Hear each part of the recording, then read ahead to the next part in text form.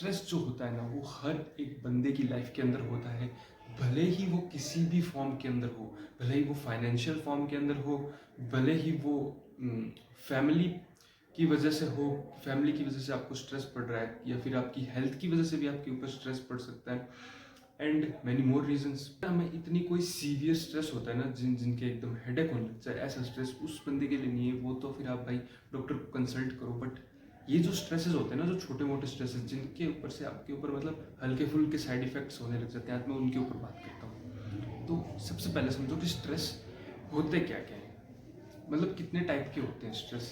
तो स्ट्रेस दो टाइप के होते हैं, positive stress and negative stress. अब पॉजिटिव स्ट्रेस के अंदर तुम होते हो मोटिवेटेड काम करने के लिए, ठीक है, कि भाई कल कोई प्रेजेंटेशन है या फिर कल कोई स्पीच देनी है स्टेज के ऊपर जा करके, then I am getting ready for it. और दूसरा नेगेटिव स्ट्रेस, सेम एग्जांपल लो नेगेटिव स्ट्रेस का भी, ठीक है, तुम्हें कोई स्टेज पे जाना है and you are getting ready for this. अब इस नेगेटिव स्ट्रेस वाले के अंदर क्या होगा कि जब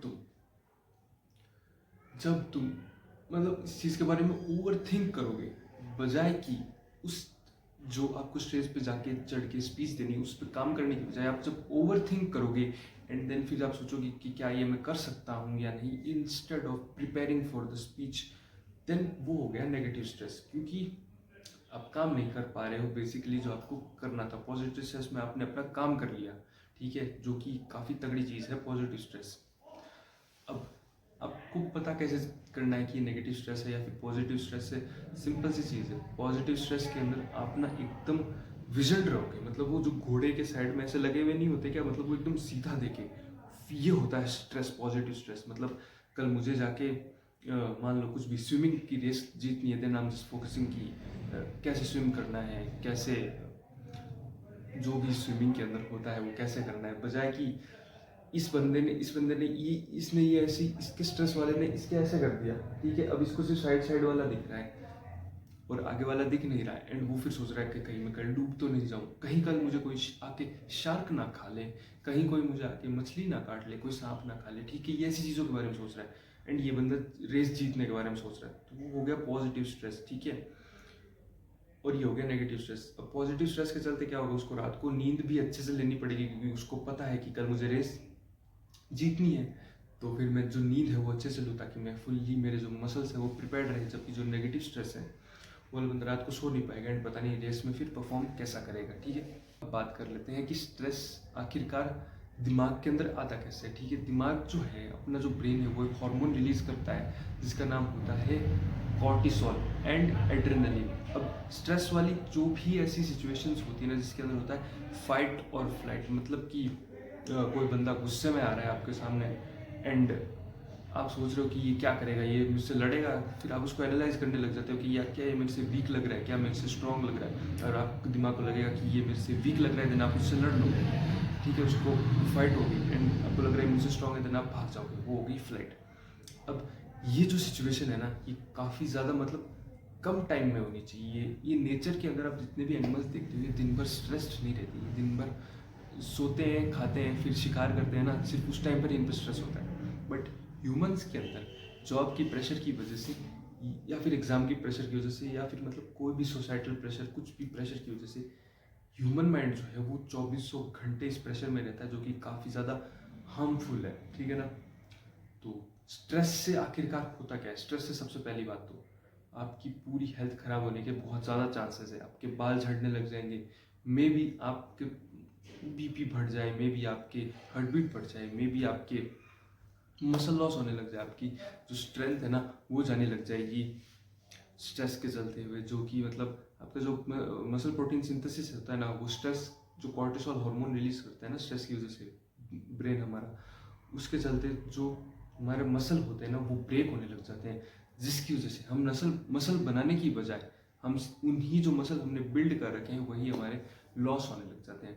तो स्ट्रेस एक काफ़ी ज़्यादा ख़राब चीज़ है, अपने मसल लॉस के लिए, अपने हेयर्स के लिए, आपके टेस्टोस्टेरोन के लिए, आपके ग्रोथ हार्मोन के लिए, अगर ग्रोइंग ईयर्स में हो तो, ठीक है ना। तो आपके स्पर्म काउंट के लिए भी स्ट्रेस बहुत ही ज़्यादा खतरनाक चीज़ हो सकती है अगर आप उसको दिन भर लेते हो नेगेटिव वे में, ठीक है। अब इसको कम कैसे करना होता है, अब इसको कम तुम कर सकते हो मेडिटेशन करके। जो भी 5-10 मिनट मेडिटेशन कर लो टाइम मिले तो। सेकंड चीज़ होती है गोइंग आउटसाइड, ठीक है। अगर ऐसे एरिया में नहीं रहते हो जहाँ पे कि इतनी धूप मतलब तेज़ होती है कि बाहर निकलते ही जल जाओ, then you should take a walk, है ना। सुबह सुबह का टाइम जब होता है, जब 6 बजे जब सूरज निकलता है 6 से 7, उस टाइम पर अगर कोई 1 घंटा उस धूप के अंदर चलता है, then he will be more relief, मतलब उसको इतना ज़्यादा रिलीफ मिलेगा ना। क्यों? क्योंकि हमारी बॉडी बनी इस तरह से है कि उसको नेचर के पास रहना ज़्यादा कंफर्टेबल फील रहता है, बजाय कि एक बंद कमरे के अंदर रहना। तो अगर आप सनलाइट में अगर चलोगे 1-2 घंटा, ठीक है, सुबह के 6 से 8 के बीच की सनलाइट के अंदर, देन आपका जो स्ट्रेस है ना, मुझे नहीं पता क्या होता है उस टाइम पे, मैंने खुद भी ये ट्राई किया है, तो उस टाइम पर ना आपका स्ट्रेस जो है ना वो काफ़ी ज़्यादा कम हो जाता है, मतलब आप एकदम लाइट लाइट फील करते हो। अब सेकंड चीज़ आती है स्ट्रेस कम करने के लिए, वो है एक दिन के लिए या फिर एक हफ्ते के लिए ये जो चाय कॉफ़ी कैफीन की जो चीज़ें हैं ना, इनको आप बंद कर दो। जब आप इनको बंद करोगे ना, देन आपको मे भी हो सकता है पहले 1-2 दिन आपको क्रैश आउट होए कि मेरे में एनर्जी नहीं आ रही, अब मैं क्या करूँ। बट आपके जैसे ही तीसरे दिन आप जब एकदम से उठोगे बिना चाय कॉफ़ी के, then you will feel so much energised, मतलब पूछो मत। एक बार कैफीन को छोड़ के देखो, मतलब एकदम मज़ा आ जाएगा, ठीक है। और कैफीन से बात है कि जो भी ये अल्कोहल या फिर सिगरेट के कंजप्शन है, जो भी ड्रग्स की यूज़ है, भाई मतलब तुम बहुत ही, एक तो अपनी मेंटल फिजिकल तुम सब ही चीज़ें खराब कर लोगे अगर तुम इफ़ यू आर अल्कोहलिक या फिर स्मोकर। क्यों? क्योंकि निकोटीन कैफीन से भी ज़्यादा खतरनाक चीज़ है। कैफीन तो बेचारा कुछ भी नहीं है निकोटीन के अंदर। निकोटीन इतना ज़्यादा एडिक्टिव है ना कि तुम्हारी पूरी की लाइफ बर्बाद कर देगा। अगर तुम एक चीज़ को इमेजिन करो कि तुम 21-22 साल के हो ना, अभी जो तुम्हारी जो इंटरनल ऑर्गन्स की जो पावर है ना, वो 31, 32, 35 साल तक नहीं रहने वाली है। उस टाइम पे तुम्हारे अंदर अगर ऑर्गन्स ने गिव अप कर दिया, देन क्या करोगे फिर यार? इतनी ज़्यादा मतलब ये ऑर्गन्स वगैरह और हमारी बॉडी के अंदर एक ही है, मतलब इस पर मैं घंटों लेक्चर दे सकता हूँ, बट छोड़ो। तो ये जो अल्कोहल, ये भी बंद कर दो स्ट्रेस को अगर आपको कम करना है तो।